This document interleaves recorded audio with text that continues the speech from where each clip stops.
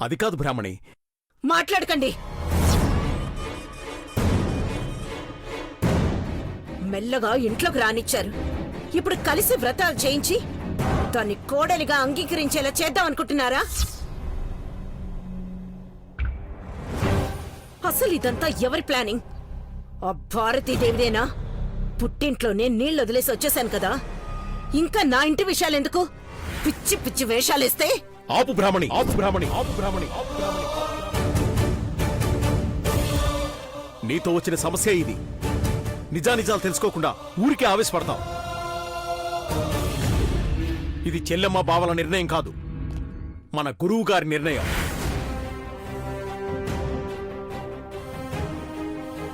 గురువు గారా? అవును. ఈరోజు 3 గంటలకి బావగారింట్లో ఆయనే దగ్గరుండి వ్రతం చేయడానికి నిర్ణయించారు. మనల్ని ఖచ్చితంగా వ్రతంలో కూర్చోమన్నారు బ్రాహ్మణి. ఆయన మాట మనం ఎప్పుడూ జవదాటం కదా బ్రాహ్మణి. జవదాటినప్పుడు వచ్చిన సమస్యలు కూడా చూశాం. కాదనొద్దు బ్రాహ్మణి, మళ్ళీ కష్టాలు కొని తెచ్చుకోవద్దు. మేమిట్నించిటే బావగారింటికి వెళ్ళిపోతాం. నువ్వు మృదులొచ్చే ఏర్పాట్లు నేను చూస్తాను. నువ్వు బావగారింటికి వచ్చేసే, సరేనా? ఆయన మాట నువ్వు కాదనొద్దు బ్రాహ్మణి.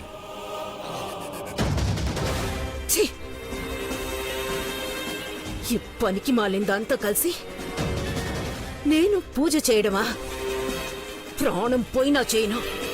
లక్ష్మి! అమ్మగారు, ఏం చేస్తుంది అది? పైన గదిలో తిప్పుకుంటూ తిరుగుతుంది అమ్మగారు. నేను బయటికి వెళ్తున్నాను.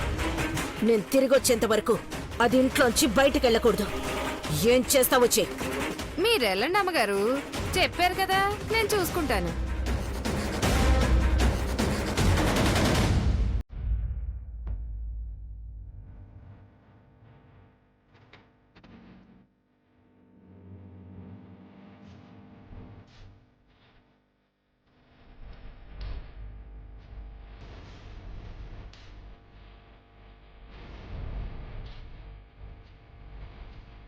దేవుడా, హారతిచ్చి లోపలికి తీసుకురావడానికి ఒప్పుకోలేదు. ఇప్పుడు సత్యనారాయణ వ్రతం చేస్తున్నారని తెలిస్తే ఊరుకుంటారా? మళ్ళీ ఏం గొడవలు జరుగుతాయో ఏమో.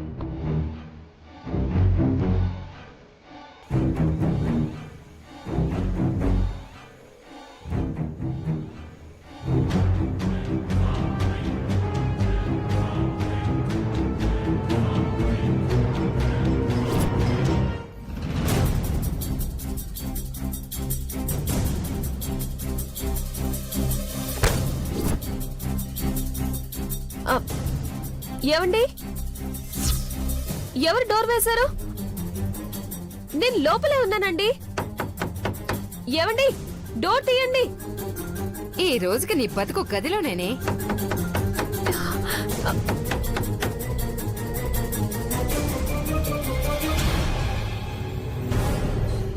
ఏమండి, డోర్ తీయండి. మాధవ్ గారు, తనయ్య, మాధవ్ గారు.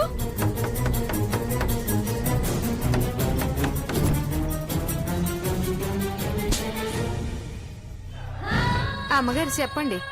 ఏం చేస్తుంది అది? స్టోర్ రూమ్ లో పిచ్చిదానిలా కేకలేస్తుంది అమ్మగారు. స్టోర్ రూమ్ లో కేకలేయడం ఏంటి? బ్రాహ్మణ అమ్మగారు దాన్ని బయటికి రాకుండా చూడమన్నారు అమ్మగారు. అందుకే స్టోర్ రూమ్ లో పెట్టి తలుపేశాను. సూపర్. అది ఎంత అరిచి గీ పెట్టినా తలుపు మాత్రం తీయకు. నేను చూసుకుంటాను అమ్మగారు, మీరు వదిలేయండి.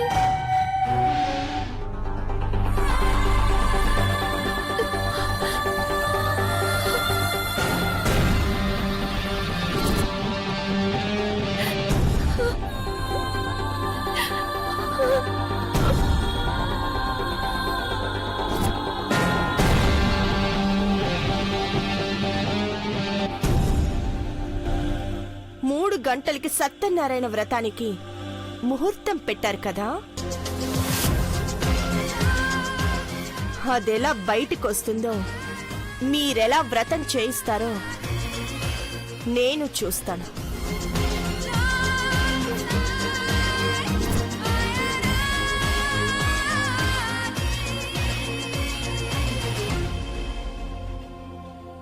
అమ్మా ఏర్పాట్లన్నీ పూర్తయిపోయాయి. మృదుల బయలుదేరిందో లేదో ఒకసారి ఫోన్ చేస్తారా? ఫోన్ చేయడం ఎందుకే? కారులో వెళ్ళి తీసుకొచ్చేనా? నీ కూతురు మా పెద్దమ్మ కోడలైపోయింది కదా అని ఇక్కడ నువ్వు మహారాణి అయిపోయాననుకుంటున్నావా? ఆర్డర్లు వేస్తున్నావు?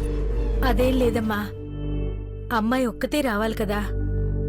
బయలుదేరిందో లేదో అన్న కంగారులో ఫోన్ చేయమన్నానంతే. కంగారు కాదే, పొగరు.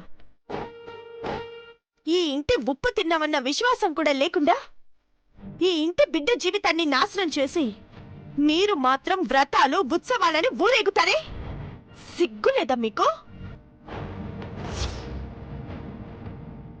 వసంత, మృదులు ఇంకా రాలేదా? రాలేదమ్మా. నేను అదే అడుగుతున్నాను అత్తయ్య. అసలే పెద్దమ్మని తప్పించుకొని రావాలి కదా. నాకైతే డౌటే.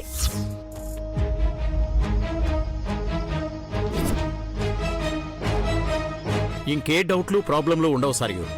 మీ పెద్దమ్మతో మాట్లాడాను, తను కూడా వస్తోంది. మధు, నానా బయలుదేరారో లేదో తనకి ఫోన్ చేయి.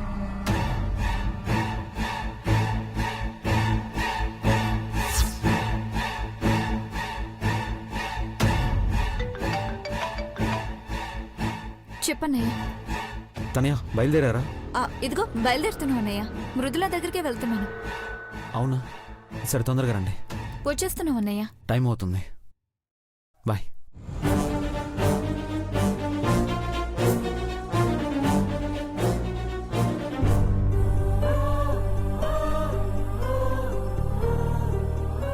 మృదులా, మృదులా,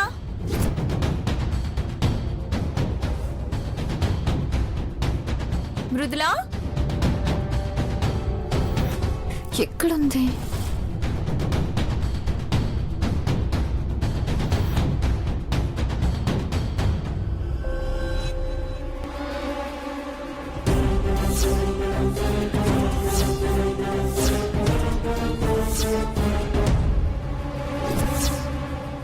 మృదులా, అమ్మాయి గారు, అమ్మాయి గారు, లక్ష్మి, మృదుల ఎక్కడుంది? ఇందాకే వెళ్ళిపోయింది అమ్మాయి గారు. వెళ్ళిపోయిందా? ఎక్కడికి? ఏమో అమ్మాయి గారు, అమ్మగారు బయటికి వెళ్ళగానే ఏడుస్తూ బయటికి వెళ్ళిపోయింది. ఏం మాట్లాడుతున్నావు నువ్వు? ఏడుస్తూ వెళ్ళడం ఏంటి? అక్కడ ఇంట్లో గొడవ జరిగిన సంగతి ఏమైనా తెలిసిందా? ఏమో అమ్మాయి గారు, ఏడుస్తూ మాత్రం వెళ్ళిపోయింది. దేవుడా, మళ్ళీ మృదులకేమైంది?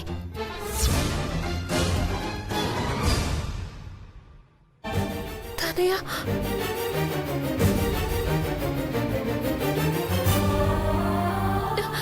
తనయ్య, తనయ్య, తనయ్య, తనయ్య.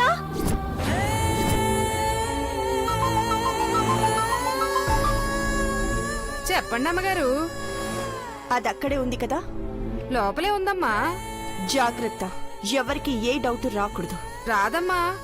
అయినా ఇంట్లో ఎవరైనా ఉంటే కదా డౌట్ రావడానికి. ఇప్పుడే తనయ్య అమ్మాయి గారు కూడా బయటికి వెళ్ళిపోయారు. సూపర్. అది అక్కడే అలాగే గదిలో ఏడుస్తూ పడుండాలి. ఇక్కడ సత్యనారాయణ వ్రతం ఆగిపోవాలి. మధు గారు,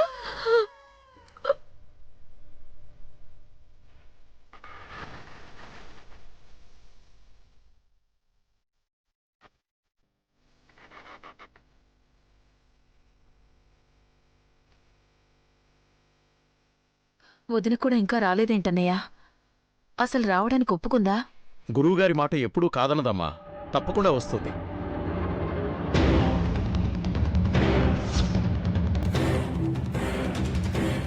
నానా, అమ్మొచ్చింది.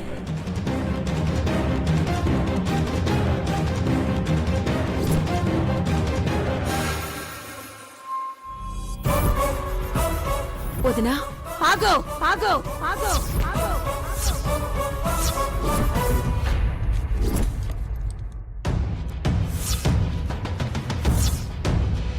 అసలేం చేస్తున్నారు? ఎవరిని అడిగి చేస్తున్నారు? పిచ్చి పిచ్చిగా ఉందా? బ్రాహ్మణి, మీరు మాట్లాడకండి. అసలేమనుకుంటున్నారు నా గురించి? మేమెవ్వరని చెప్పినా ఇది వినదు, మృదులని కోడలుగా అంగీకరించదు అని. గురూజీ చేత చెప్పిస్తున్నారా?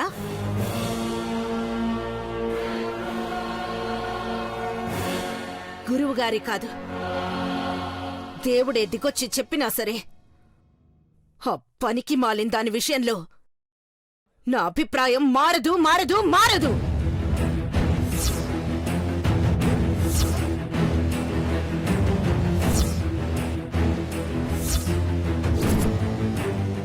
అమ్మా, ఎందుకు అనవసరంగా అపార్థం చేసుకుంటున్నావు? నీ కోపం వస్తే భరిస్తాం, బతిమాలుకుంటాం. నీ మనసు కరిగేంత వరకు ఎదురు చూస్తామే కానీ ఇలా ఎవరినో అడ్డం పెట్టి ఒప్పించాల్సిన అవసరం లేదమ్మా. ఒప్పించడం కాదురా, మోసం మోసం చేస్తున్నారు. అందరూ కలిసి మోసం చేస్తున్నారు.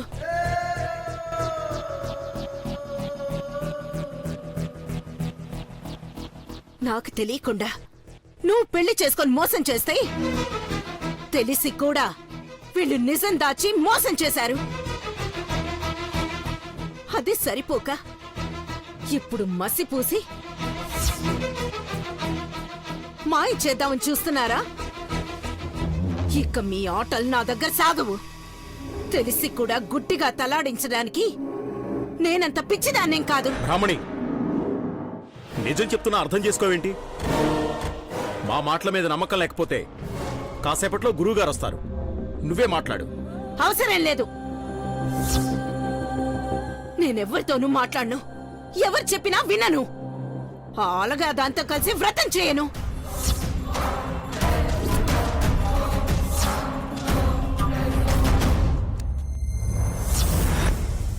నీకు దండం పెడతాను వదినా. ఇప్పటి వరకు జరిగిన అనర్థాలు చాలు. పంతానికి పోయి ఇంకా వాటిని ఎక్కువ చెయ్యొద్దు. ఎప్పుడూ కలిసి ఉండాల్సిన మనం ఒక చిన్న పంతానికి పోవడం వల్లే కదా ఎన్నో ఏళ్ళు దూరంగా ఉన్నాం. అన్నేళ్ళు బాగున్నాం అంటే బాగున్నామే కానీ ఎవరూ కూడా సంతోషంగా లేవు. అప్పటినుంచి గురువుగారు ఎన్ని పరిహారాలు చెప్పినా, మన ఇంటి దేవతకి ఎన్ని పూజలు చేయమన్నా కలిసి చేసే పరిస్థితి లేకే కదా ఇప్పటి వరకు చేయలేకపోయాం. అందుకే ఈ అనర్థాలన్నీ వస్తున్నాయని గురువుగారు ఎన్నిసార్లు చెప్పినా ఏమీ చెయ్యలేకపోయాం వదినా.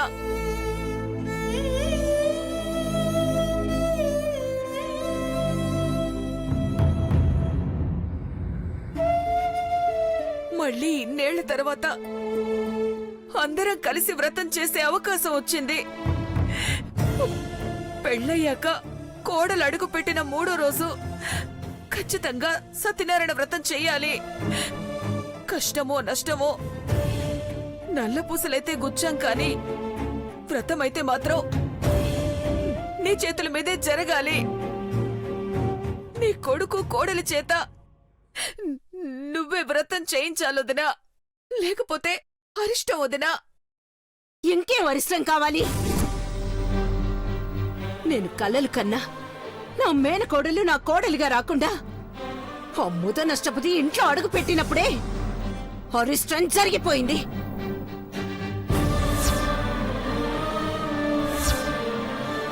ముందు అరిష్టం పోవడానికి ఏదైనా దారుందేమో గురుగారిని అడగండి. నా మానసి నా కోడలుగా వచ్చే దారుందేమో అడగండి. అమ్మా, అమ్మ మృదుల గురించి చాలా తప్పుగా మాట్లాడుతున్నావు. అసలు మృదుల గురించి గురువుగారు ఏం చెప్పారో నువ్వు వింటే అసలు ఇలా మాట్లాడవమ్మా. ఏం చెప్పారు? అదొక దేవతన్నారా? మీరందరూ దాన్ని దేవతగా చూసినా నాకు మాత్రం అది దయ్యమే. నా కొంపకి నిప్పంటించిన కొరివి దయ్యం.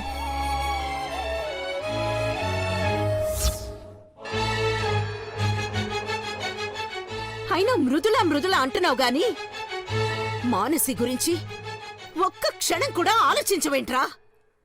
నిన్ను ప్రేమించి నీ మీద ఎన్నో ఆశలు పెట్టుకొని నువ్వు చేసిన పనికి ఎలా పిచ్చిదైపోయిందో చూడు.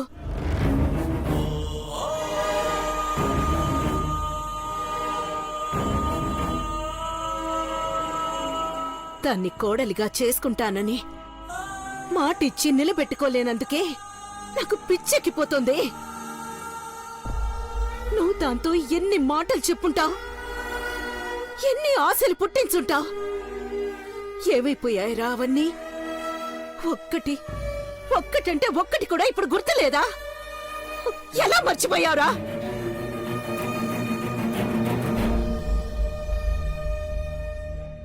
మర్చిపోవడం కాదమ్మా, అసలు ఏదీ గుర్తుపెట్టుకోవాల్సిన అవసరం లేదు. అమ్మా, నువ్వు మృదులని కోడలుగా అంగీకరించడానికి మానసికి నువ్వు ఇచ్చిన మాటే కారణమైతే దాని గురించి ఆలోచించాల్సిన అవసరమే లేదు.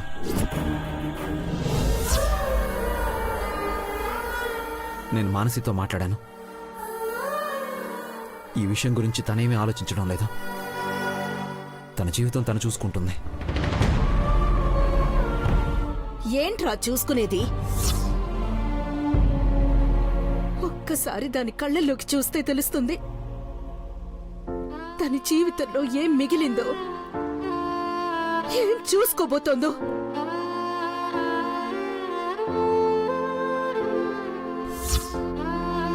దాన్నేదో పిచ్చిదాన్ని చేసి చూసుకుంటాన్లే అని అది తలాడిస్తే నేను తలాడించేస్తా అనుకున్నావా? ఒప్పుకోను. ఎవరెన్ని చెప్పినా మానసినే నా కోడలు.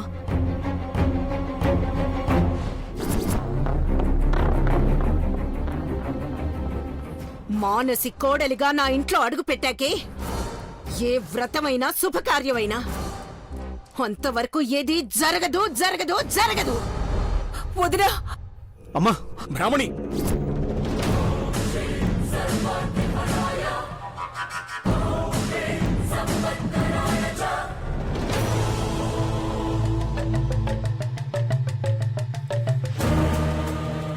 నమస్కారం స్వామి. ఇప్పటి వరకు అగ్ని పర్వతంలో ఉన్న పెద్దమ్మ స్వామీజీని చూడగానే మంచు కొండలా అయిపోయిందేంటి? సమయం దగ్గర పడుతోంది. పూజ ఆరంభిద్దాం. అలాగే స్వామి, మీరు కూర్చోండి.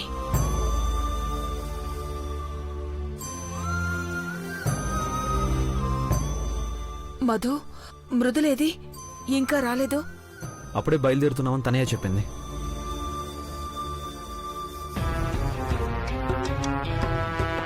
అది రాదన్నయ్యా.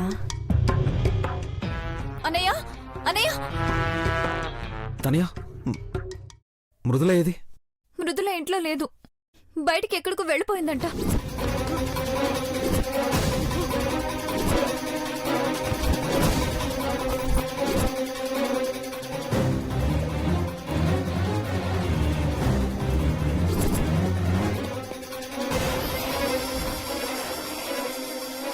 బయటికి వెళ్ళిపోవడం ఏంటమ్మా?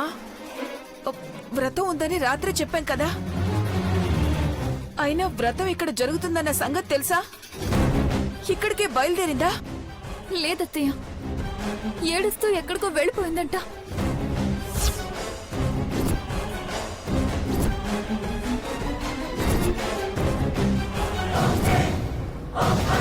బయటికి వెళ్ళిపోవడమా?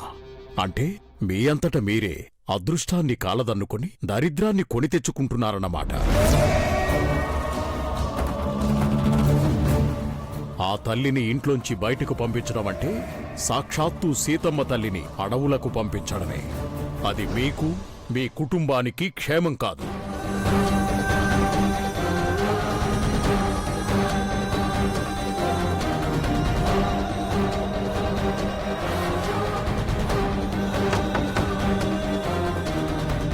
మాధవ్, ఇంకో అర్ధగంటలో ఈ వ్రతం మొదలు కావాలి. లేదంటే జరగబోయే అనర్థం మీ ఊహకందదు. లేదు స్వామి, మృదులని నేను తీసుకొస్తాను. ఈ వ్రతం జరిగి తీరుతుంది.